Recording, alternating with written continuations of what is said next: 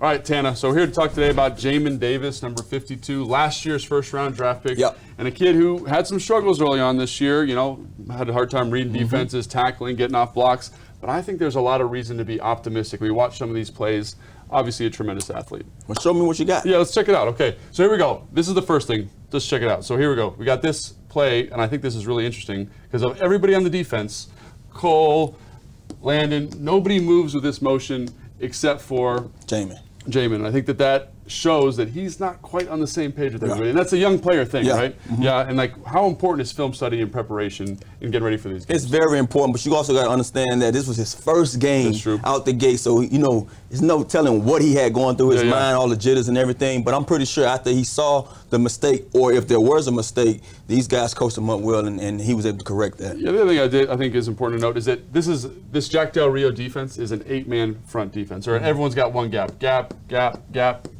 across the board. And this is Jamin's gap right here. So even though on this play, he goes the wrong way, it takes him a minute to get there, he's in his gap technically, right? And I think fans see this play and said, man, Jamin really messed us up. Now, could Jamin be better here? No absolutely, question. absolutely. But in reality, this isn't his fault necessarily.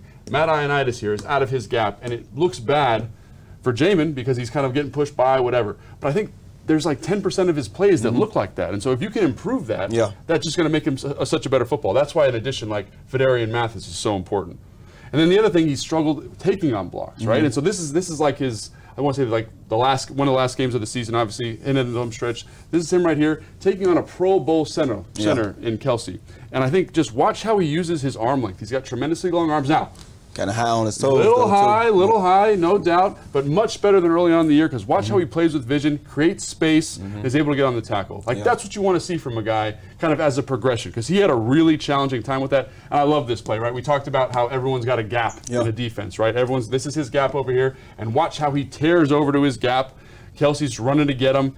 Look at this. He's in his gap, but watch, he's got vision to the backfield. This shows an understanding level of comfort, right? You know what I mean? That he sees what's going on here, gets good length, and is able to play back on the running back, and he's making plays as opposed to just kind of fitting in where he gets in. How is it important for a young guy to be making plays? Definitely important, but it shows his maturity. It shows that he saw what he did earlier in the year, and he kind of, because this is later in the season, he saw that I had to correct some of those things, and that's why you were able to make an outstanding play. Yeah, I love that. And I think the other thing about him that fans go, oh man, do we give him another shot? And I say, absolutely, you give him another shot. No question. Because he's got something that you can't teach. Stan, what was your 40 time at the combine? 4.26. 4.26. You can't coach that. You can't train that. That just comes with it. He runs a 4.4 and he's 240 pounds. Watch him tear after this football here, and this is something you just can't coach, right? Yeah. So I see this. This is a tackle for loss against a very fast running back, and I say, I'm going to give him a shot because only about 5 linebackers in the NFL are capable of running the way this man does. And then one of the things you had to also understand, it was a guy that wore that same number that played for the Ravens. When he lost